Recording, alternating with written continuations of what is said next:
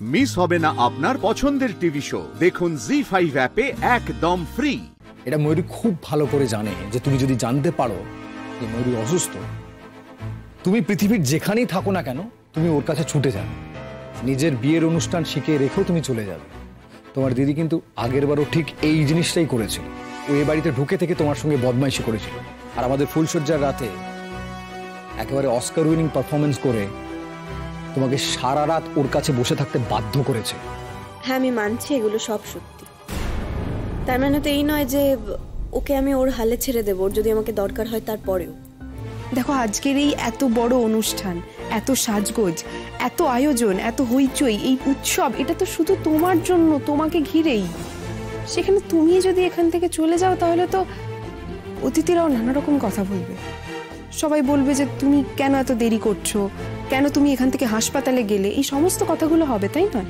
দেখো, আমাদের সকলের রিকোয়েস্টে পুলিশ কিন্তু মিডিয়ার নজর থেকে এই পুরো ঘটনাটা আড়াল করে রেখেছে।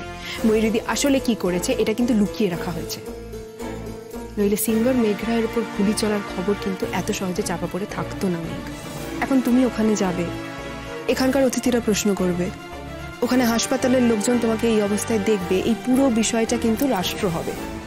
মেঘ, চলো, আর তুমি ভেবো না, চিন্তা করো না, চলো আমরা যাই। আই ভাস্কর, কি হলো, তুমি দাঁড়িয়ে আছো কেন এখনো? তুমি যাও, এগো হাসপাতালে যাও। হ্যাঁ বৌদি, আমি যাই।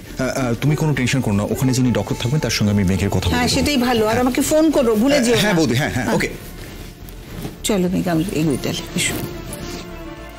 এই দাদাভাই, তুই কেন দাঁড়িয়ে আছিস? চল না, এখন আর এই মান অভিমানের পালাটা করিস না কিন্তু তোরা। আয়, চল।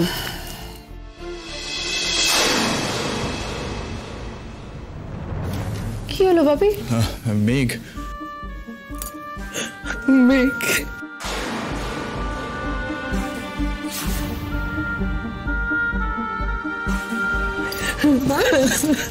কি হয়েছে মা? ওনাকে আসতে দেখে আমি ফিরে এলাম, উনি হসপিটাল থেকে আসছেন। ও মা, এভাবে কাঁদছো কেন? কি হয়েছে? দিদিভাই কেমন আছে? আমি জানি না, আমি কিচ্ছু বুঝতে পারছি না। ওর যখন শরীর খারাপ করতো না, তখন যেরকম বড় বড় শ্বাস ফেলতো, ঠিক সেই রকম করছে। আমার খুব ভয় করছে। ঠিক আছে, তুমি এভাবে কেঁদো না, দিদিভাই ঠিক হয়ে যাবে। এভাবে কেঁদো না মা, প্লিজ। না, ডাক্তার কি বলছেন? জানি না দিদি, ওনাদের কথা আমি কিছু বুঝতে পারছি না। কিরকম যেন মনে হচ্ছে ওনারা কিছু চেপে যাচ্ছেন, কিছু একটা লুকিয়ে যাচ্ছেন। আমি না কিছু বুঝতে পারছি না। ডক্টর বলছেন শি ইজ ওকে, আর আপনি বলছেন ওকে নয়। মানে মেঘ গেলে ওখানে কি হবে? মেঘ গিয়ে কি করবে? ব্লাড না লাগলেও ব্লাড দেবে, তারপর সব ঠিক হয়ে যাবে। তুই শান্ত হ। আরে না না, শান্ত হওয়ার ব্যাপার নয়। তোমরা তো ডাক্তার, তোমরাই বলো না আমি কিছু ভুল বলছি। নীল, প্লিজ তুমি রেগে যেও না। আমি আসার সময় মেয়েটাকে ওইভাবে শ্বাস নিতে দেখেছি। একমাত্র রক্তের দরকার পড়লেই ওরকম হয়। আমি এতগুলো বছর ধরে ওকে দেখছি, তো আমি জানি। একটু শান্ত হও না মা, প্লিজ।